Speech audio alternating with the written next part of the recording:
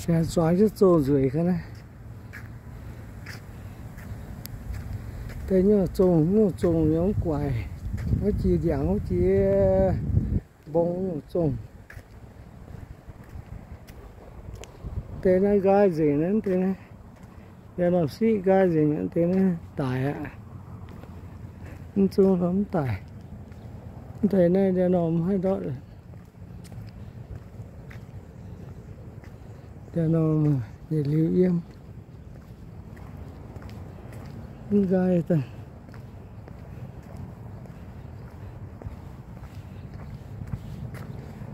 mà mùi hoa anh như béo sấy đó hoa hôm nay cho xài gì để mà xài phun gì đi khô như thế này khô thế mà phải cái nom rồi hết rồi xíu phải cái nom rồi hết xíu chứ tay gọi là cái rồi nhé nó tỏi ấy nó cho đồ mà đào trắng nhỏ như ô ta cái giờ sợ chứ này nha Christmas này tao lo hay em rồi nó giỏi good morning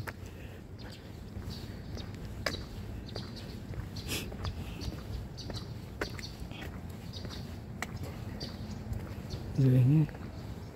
cái nó đèn rồi nha có sông đèn cái nó nó rồi hơi chia này nó cổ hà lô nó chia này cổ hà lô sọc nó bảo sọc công nhậu một cái đèn lại xuân lại hết rồi gì sọc công lủng như nó bảo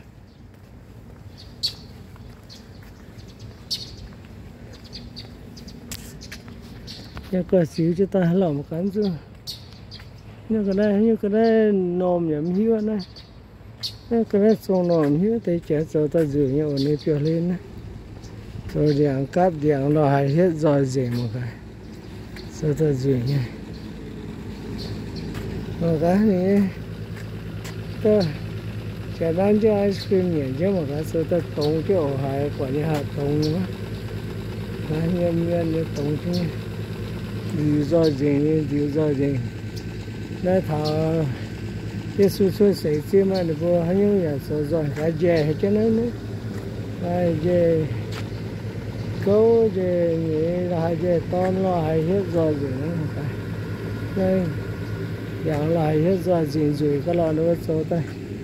cái rồi số tay rồi có như là hết số cái lọ trên có điều rồi thì cái này hết rồi đó nè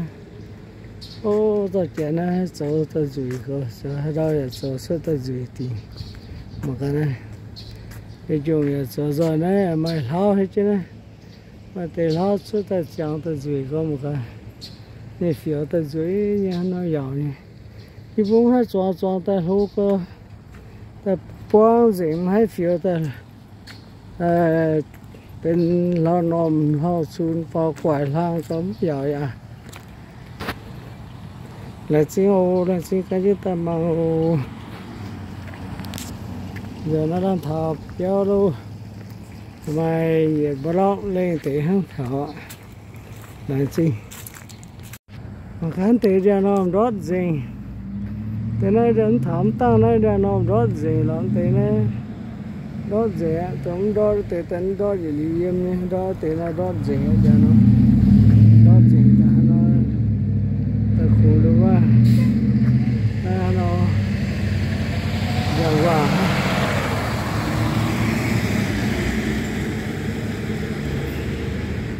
đang qua hết ra phải đang qua số xe quá không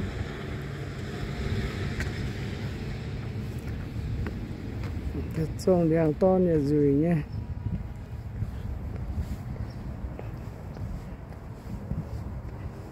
sao mà tê tôi với nhà hai nóm xí nóm chiều hổm chiều tôi chiều nhiều piom tôi chiều và mình cả năm tôi cũng giàu mình tôi hỏi nôm xí với rồi có là nôm xí gì xí nói giang để xí biểu biểu gì nhá để sau mà tí tiền xí này nè đó là tí tiền xí anh tự sở rón cái gì nè cho nó sở rón cái gì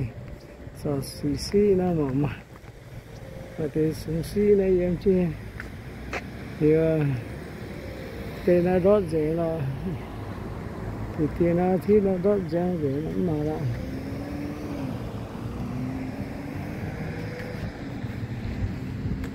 thảo lôi thảo béo lâu ha mà chưa ha chùm ha nó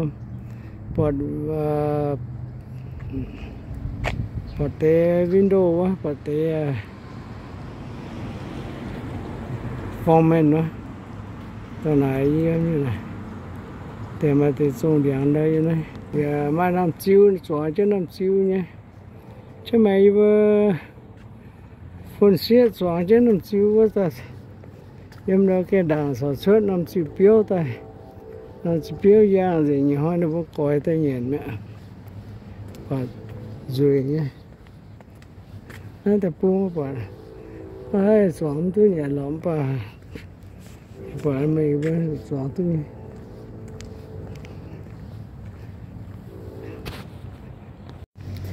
cái chuyện thật béo tại vì bọn thì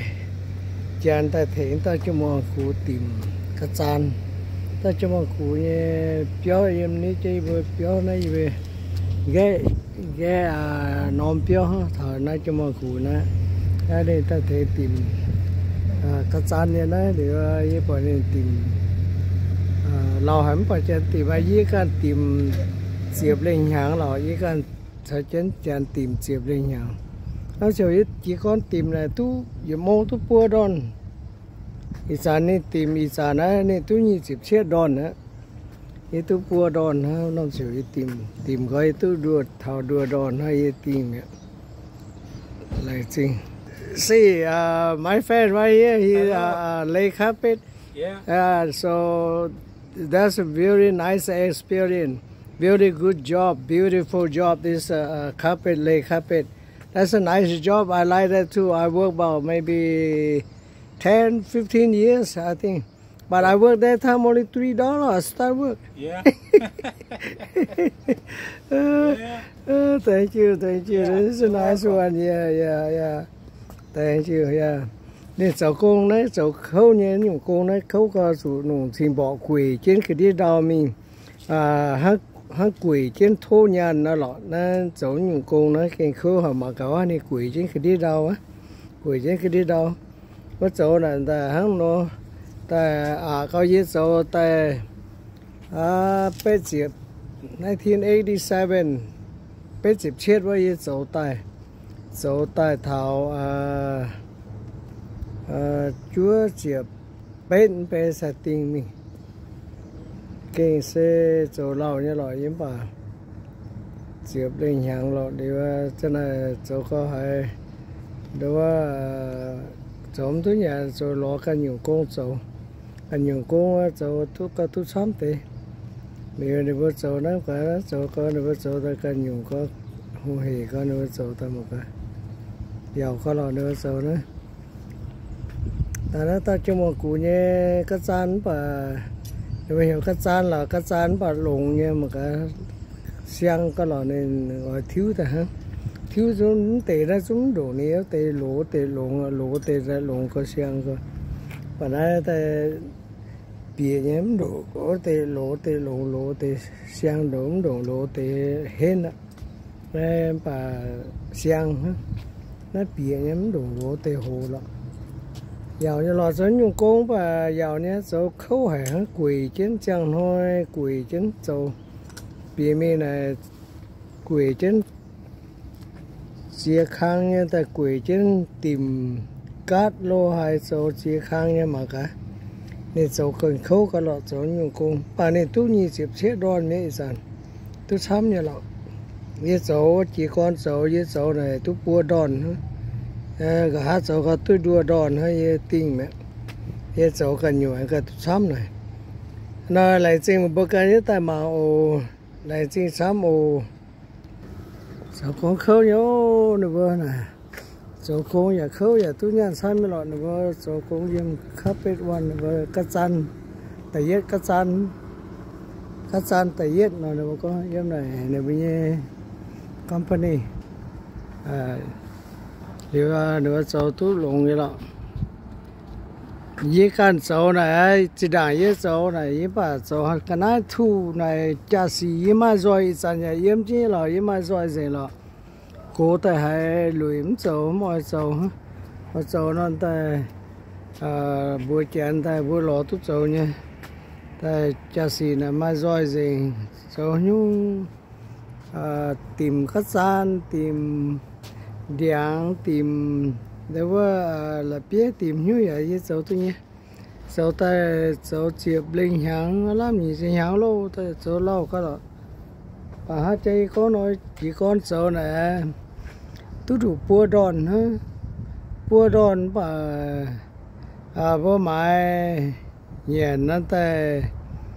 y đòn lên tế ta tôi giờ tồn hàng lâu năm chiều hồ này ai sản nóm xe lôi sản ta nị cháu cô đi sản này nị cháu này tôi nhị chịp chết đòn bà mày mày giờ dòm quê tiêu này nhị sẽ đòn mấy ổ nhị sẽ nhị đòn mấy ổ trái hay ôi sản này nếu giờ trái có giống có nhẹ lợ lại si tiên hùng chịu cơ chứ nhật trung một tỏi bay on nhau ổ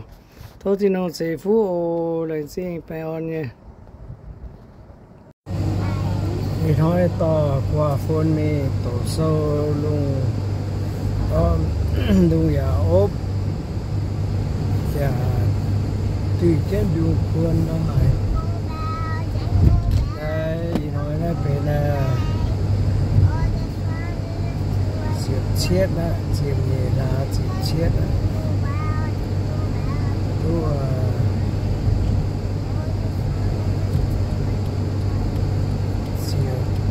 biết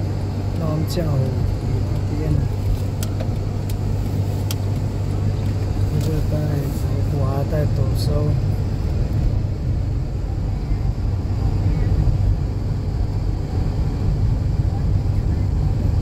ông bà dân để đi lấy cháu cho tổ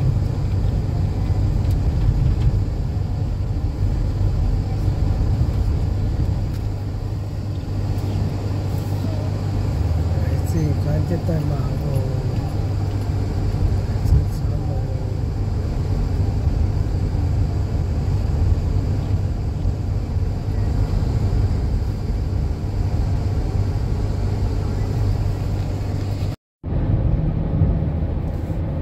vậy tại mà mày đòi nó hóa cố thì cái linh dông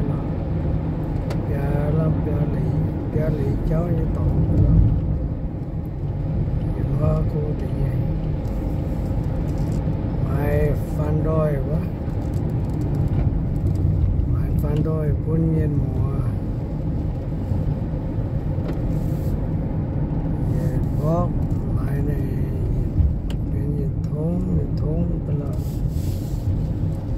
thốn rồi tại và chiều nhì đòn thì tổng đấy và nó chiến trang rồi nhé rồi trang rồi nhé phải cái tay mà cáo ta quả giàu nó thì hỏi lộ nó ta cũng ốp cái lọ ốp mà thấy đó thì đang nom bà piu không cái gì đó này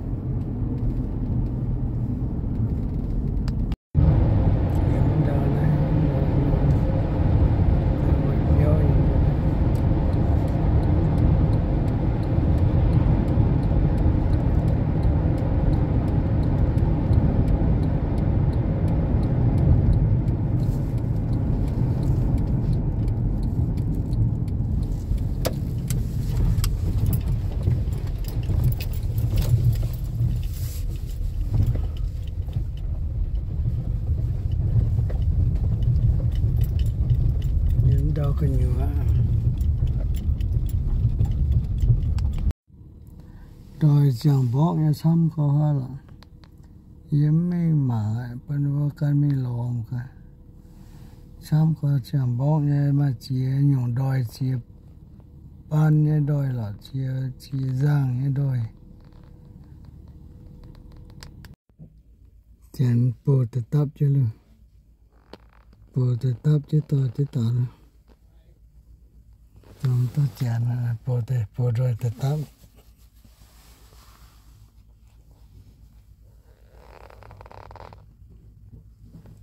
Good morning, sir. Good morning, good morning. How are you doing? I will be your loader today. Good job. Bồ ta táp chứ lìa tại gà mẹ nè. Bồ bó này tôi bật chỉ đòn phải cha pha chỉ lên đòn lắm phải lắm.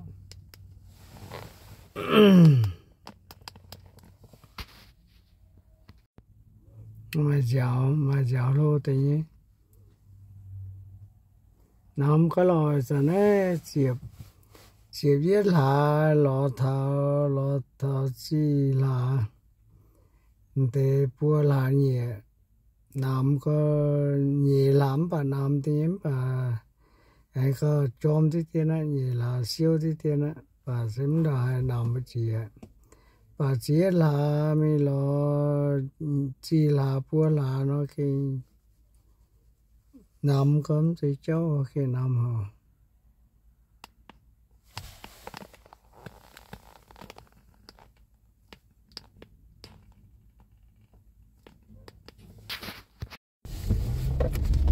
mà bật luôn uống nó ốp sản phẩm bật luôn uống cả năm to nó giang là chia bố bà biểu giang nó chia nó giang cái lọ này đi nó ốp nó chỉ bà biểuว่าnó to nó tới chỉ giang với pháo bố thang để tới giang cơ đi mua nó ốp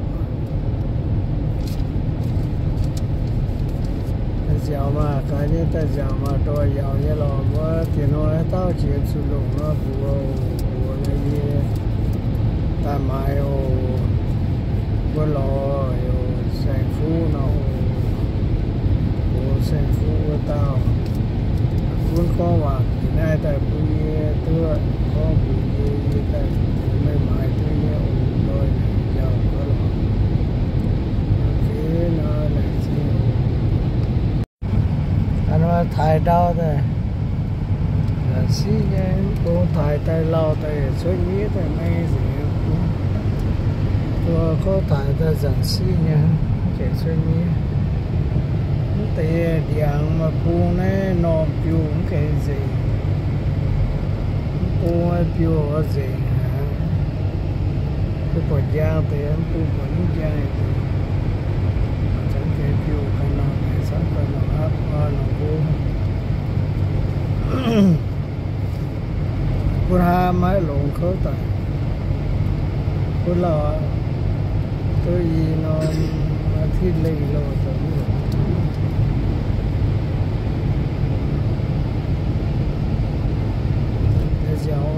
tôi giàu cái on như chỉ xem nhau cái on như chỉ Giêsu chúa sẽ tiếp giờ bài on như tiếp xem nhau chỉ xem nhau thô chiếu thì chỉ phú chỉ bài on hiện thảo phun rồi bùi chú mùa tỏi phun phá lại chiều bài on như cháu mà em nghĩ cái muốn ship cả cháu ship chúa tiếp cháu em nay mà sẽ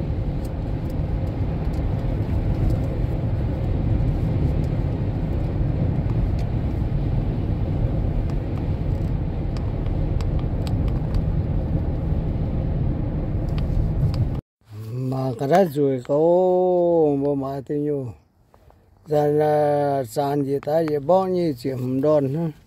sàn xăm nhiều hỏi pha từ nhà quá pha gì đó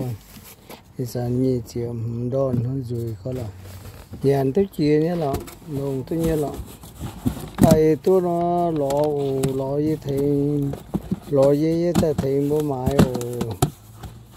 thế này xin như vậy tại nay họ tông với high school tại tôi với qua phun nếu thằng nào chưa lâu thì ta làm bằng cái vật chất hôm nay Edgewater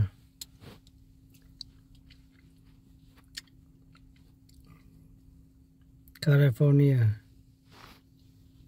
về nay là về nay là họ tông high school rồi ta mà gặp vật chất